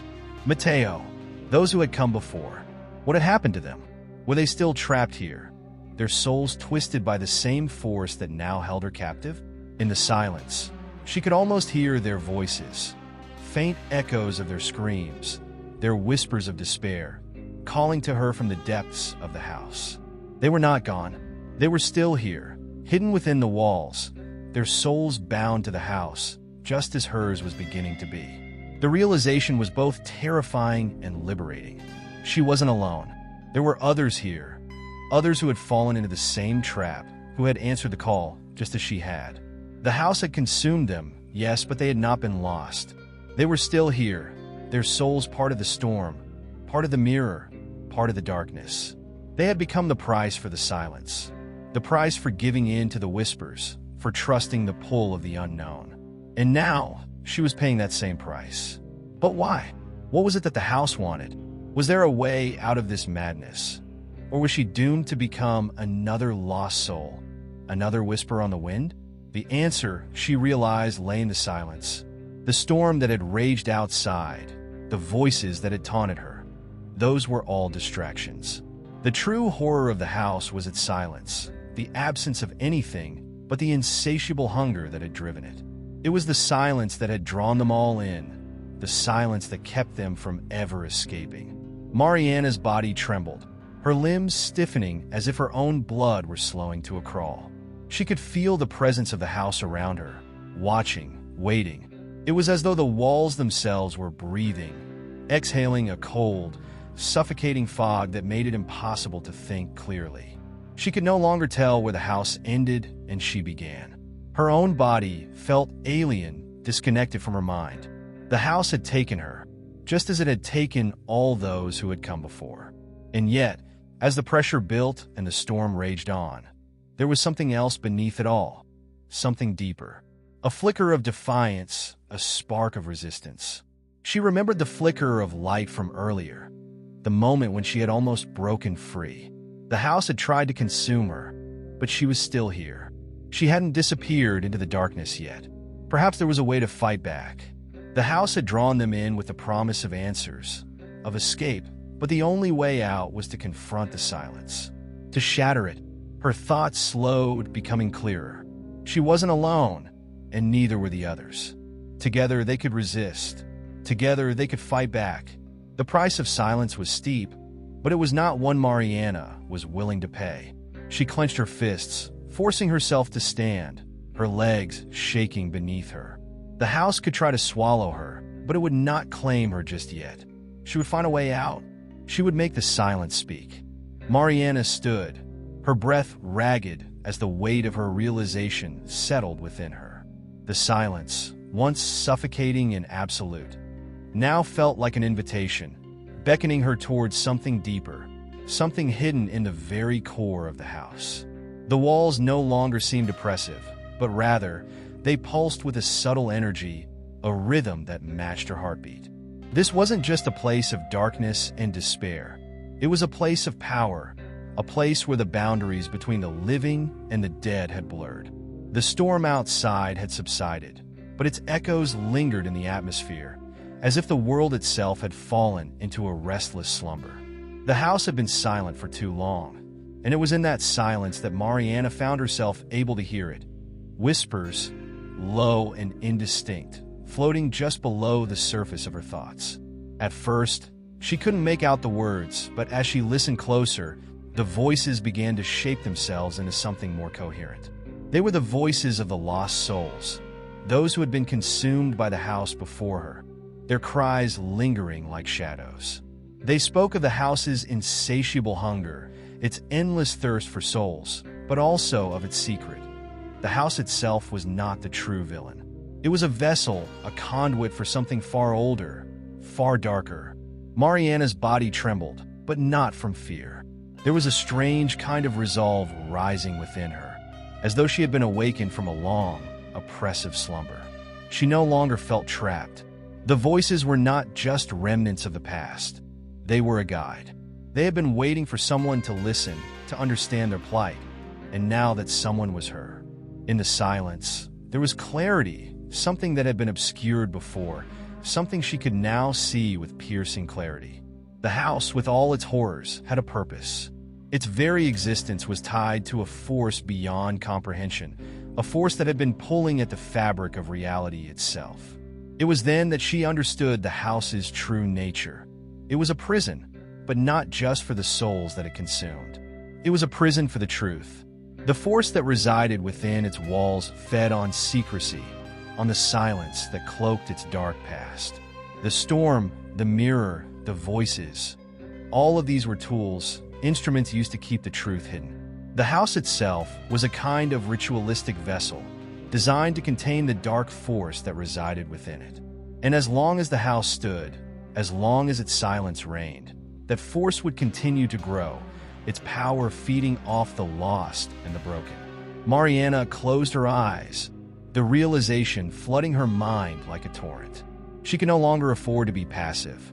If she was to survive, if she was to free herself from the house's grasp, she needed to uncover the truth. She needed to break the silence, to confront the force that had lured her here. But she couldn't do it alone. The souls of the past had given her the first clue, but it was only the beginning. The house itself had been built on secrets, and those secrets had to be unraveled. She moved through the house, her steps cautious but determined. The once familiar creaks and groans of the floorboards had taken on a new meaning. They were not just sounds, they were messages. Each creak was a reminder of the past, each groan a plea for release. The air felt thick, charged with a quiet energy that had been building, waiting for her to recognize it. The house was alive, and it was aware of her. But it was not her enemy. It was a reflection of the force within it, an extension of the darkness that had taken root. As she made her way deeper into the house, the whispers grew louder. She could feel their presence more acutely now, like a swarm of invisible eyes watching her every move. But instead of feeling fear, she felt a strange sense of connection. These were not just the voices of the lost. They were the voices of those who had fought the same battle she was now facing. They had tried and failed to break the silence, but they had left behind a legacy, a warning, and it was up to her to heed it. Mariana found herself standing in front of a door she hadn't noticed before. It was small, hidden in the farthest corner of the house, its surface worn with age. The whispers were louder now, more insistent, urging her to open it. She hesitated for only a moment before reaching for the doorknob. The door creaked open with a sound that seemed to reverberate through the entire house, and a wave of cold air hit her like a gust of wind. Inside was a small, dimly lit room, its walls covered in strange symbols, markings that seemed to pulse with a dark energy. It was as though the very walls of the room were alive, vibrating with the same rhythm that had once matched her heartbeat. The room was a relic of the past, a place where the secrets of the house had been kept, a place where the force that haunted it had been bound. But the bindings were weakening. The energy in the room was shifting, and Mariana could feel it in the pit of her stomach. She had found the heart of the house, the source of its power, but she had also found its weakness. She stepped into the room, the air thick with the weight of the past. The symbols on the wall seemed to twist and writhe before her eyes, as if they were alive. In the center of the room stood an altar, ancient and covered in dust. It was here she realized that the rituals had been performed, the dark force contained, or perhaps fed.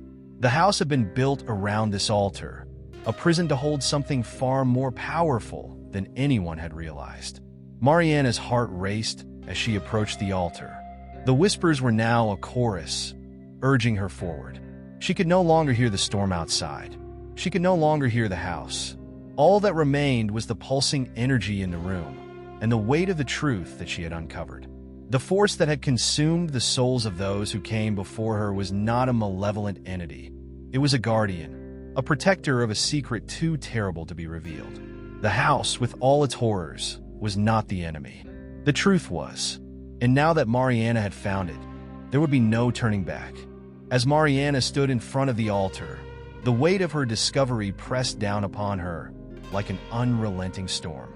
The symbols on the walls pulsated with a rhythmic energy, like the heartbeat of the house itself. Her breath, shallow and quick, was the only sound that filled the room. The whispers that had guided her, once mere murmurs, were now loud, almost deafening. Yet, there was a peculiar calmness in their crescendo. She felt as if she had reached the precipice of something monumental, something that stretched far beyond the confines of the house. She was no longer simply a victim of her circumstances. She was an integral part of a story that had been unfolding long before she had ever stepped foot into this cursed place. The altar before her was not just a relic. It was a key to the truth she had been desperately seeking. But it wasn't a truth that could be easily understood. The force that had bound this house was not one that could be grasped with mere logic or reason. It was a force that existed outside of time, an ancient presence that had woven itself into the very fabric of reality. It had been contained here, within the walls of this house, for reasons unknown. And now, with Mariana's arrival, the truth was on the verge of being revealed. But as her hand hovered over the altar, she felt a resistance. It was as if the house itself was trying to stop her, to keep her from unraveling the truth. The temperature in the room plummeted, and a cold, unsettling presence filled the air. The whispers, once pleading, now sounded more like warnings. Mariana felt a chill creep up her spine as she realized that this was no longer just about survival. This was about the very fabric of reality, the delicate balance between what was and what could be. For a moment, doubt crept into her mind. What if she wasn't supposed to know the truth? What if the house was meant to remain silent, its dark secrets forever buried?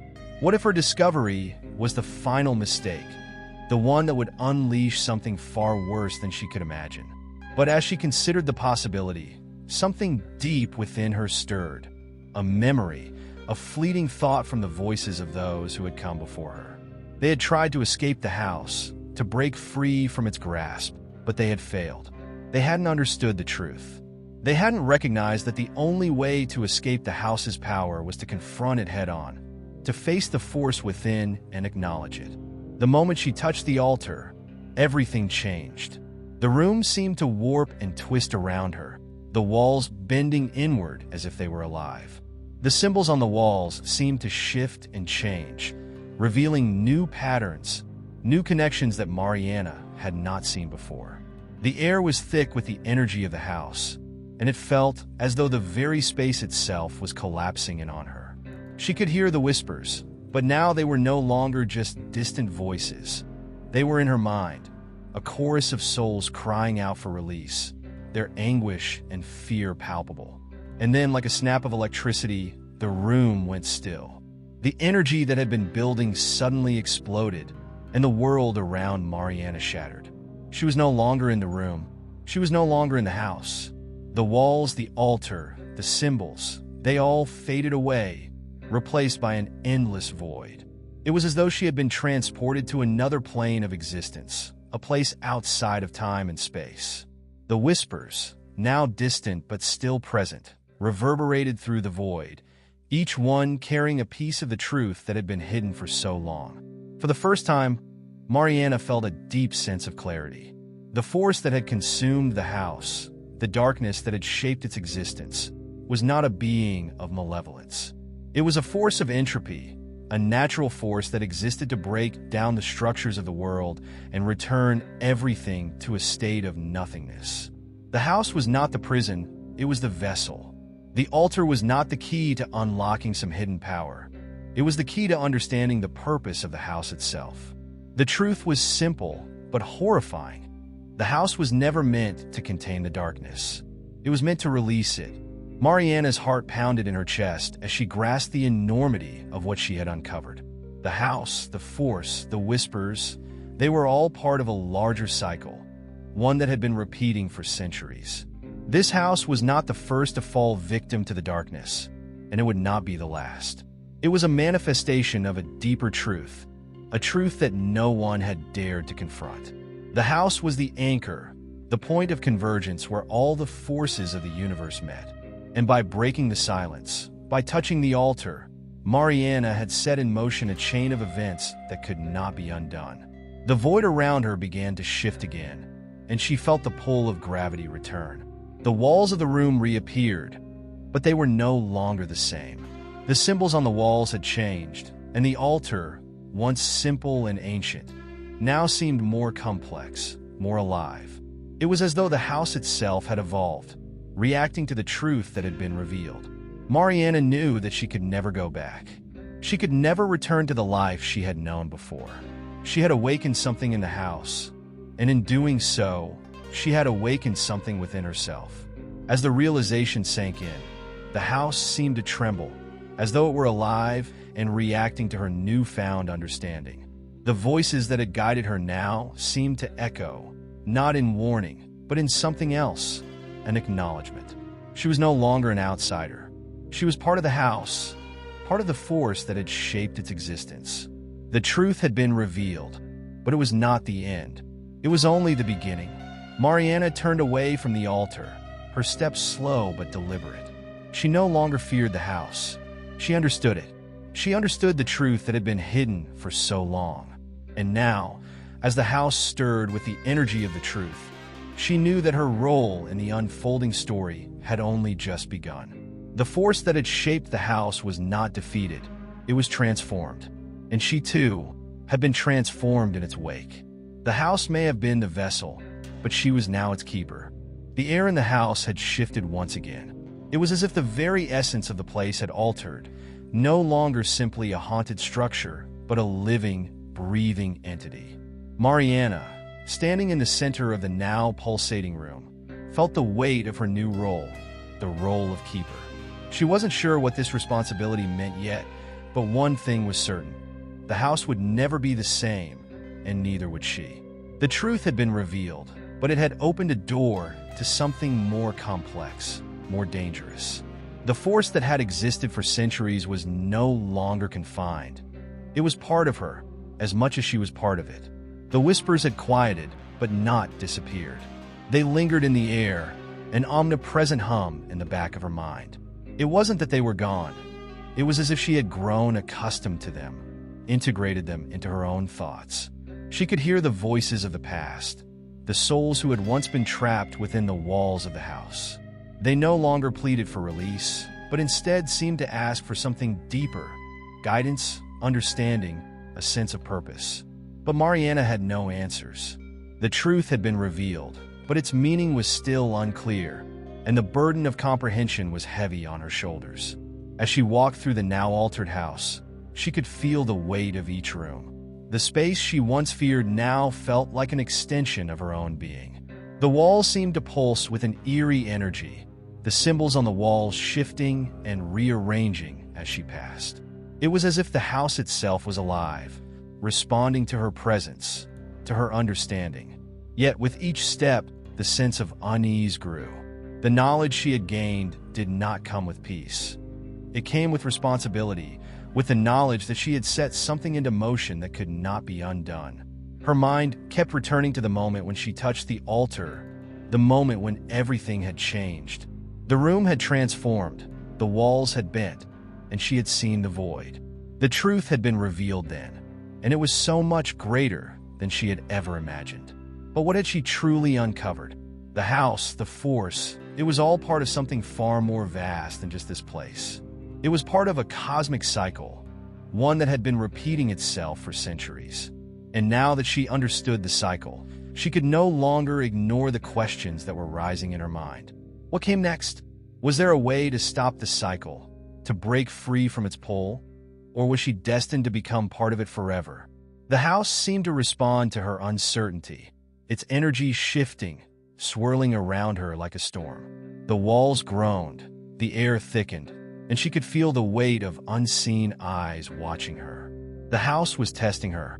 It had revealed its secrets, but now it was waiting for her to make her move. She couldn't simply stand still, paralyzed by the enormity of what she had learned. The house had chosen her to be its keeper, and with that title came power and consequences. She had to make a decision, but the choice wasn't clear. The voices began to grow louder again, not in whispers, but in a strange chorus, as though they were waiting for her to act. Mariana's heart raced. She knew that there was no going back.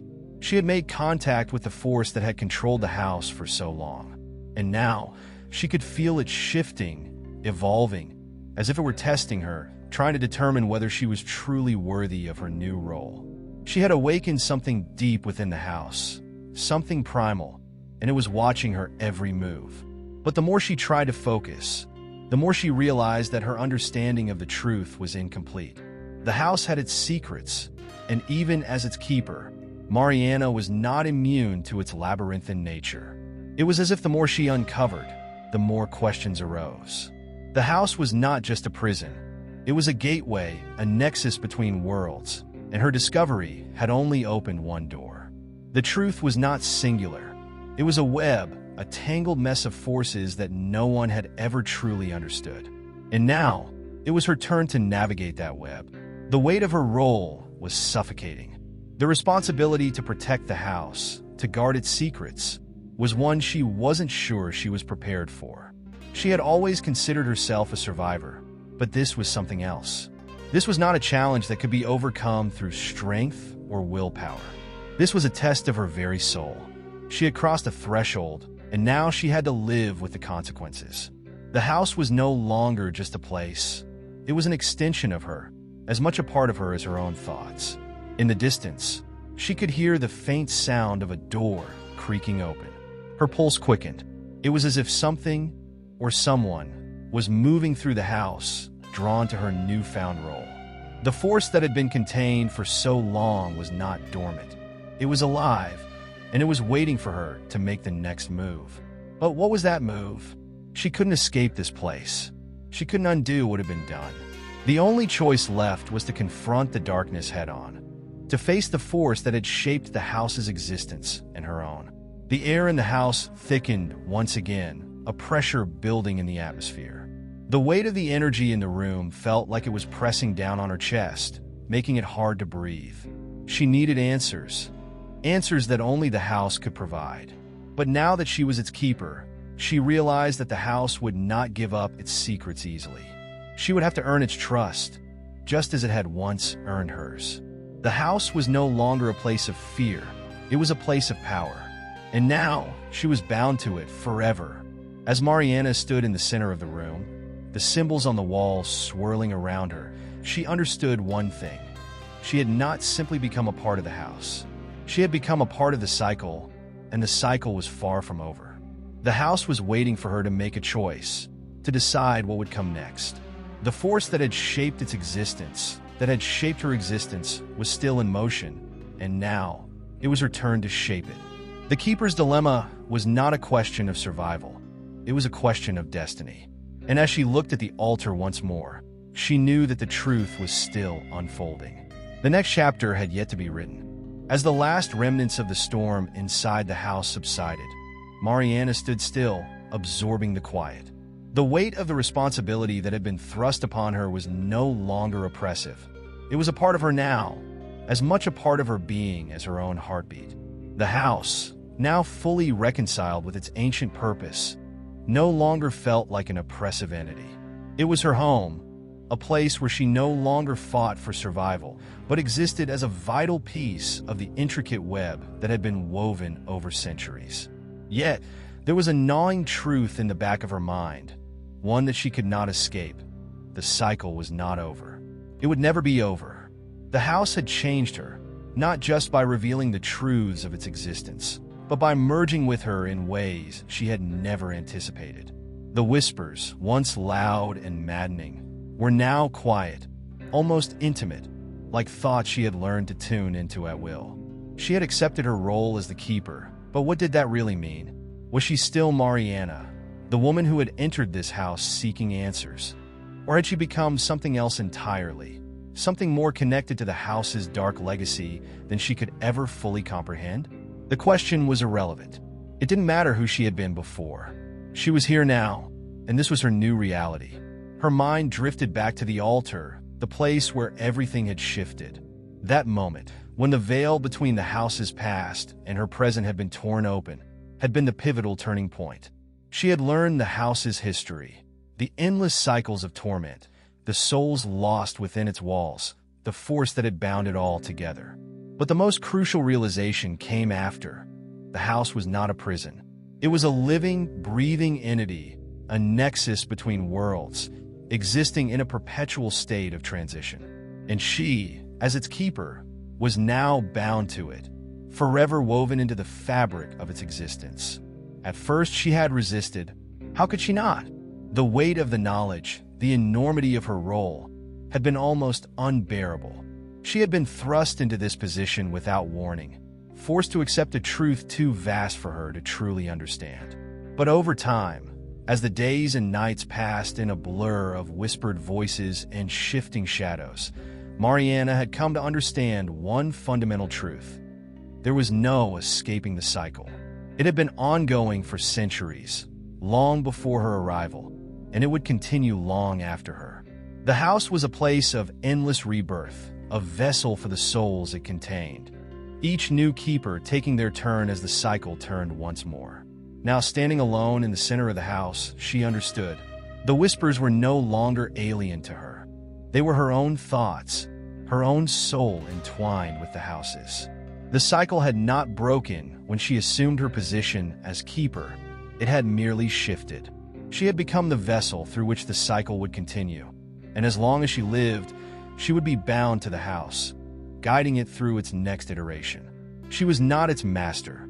She was its participant, an essential part of the ongoing process. There was no sense of finality, no closure to this story. It was not about defeating an evil or escaping a curse. It was about survival, endurance, and understanding. The house had never been something to escape from, but something to accept, something to coexist with.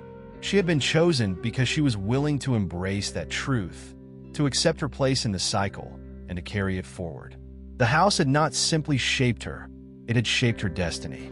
It had shown her that the darkness was not something to fear, but something to be understood and accepted. Her gaze drifted to the walls, now more familiar than ever. The symbols, once unreadable, now felt like a language she had learned to speak. She could see the hidden patterns in the shifting light, the subtle energy that flowed through the very foundation of the house. The walls no longer felt like they were closing in on her. They felt like a map, a guide to understanding the greater truth that lay beneath the surface of this world. The house was a doorway, a bridge between the known and the unknown, and she was the key that held it all together. But with this understanding came a new realization. The cycle, as much as she had accepted it, was not one of total stasis. There were moments of change, moments where the house and those bound to it could shift, could evolve. It wasn't a static process.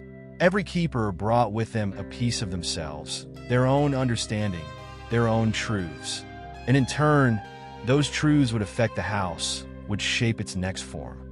There was no predetermined path. There was only the journey, a journey that Mariana now understood as part of a much larger, ever-changing narrative. The house would continue to evolve, and so would she. In the distance, she thought she heard footsteps. A part of her hesitated. Could the house be calling her again, urging her to fulfill a new role, a new purpose? She didn't know. All she knew was that, for better or worse, she had crossed the threshold. She was no longer an outsider. She was a keeper, a part of the eternal flow of time and space that had been set in motion long before her birth. And as she moved through the house once more, she knew that her role was not one of power, but one of continuity. She was not here to break the cycle, but to ensure that it continued, that the house's dark legacy would persist, adapting and shifting with each new chapter. The cycle was unbroken, and so too was her connection to it. There was no escape, no end. There was only the house, the force within it, and the role she would continue to play. It was a role she could never walk away from, not now. The house, and all it represented, had become her own.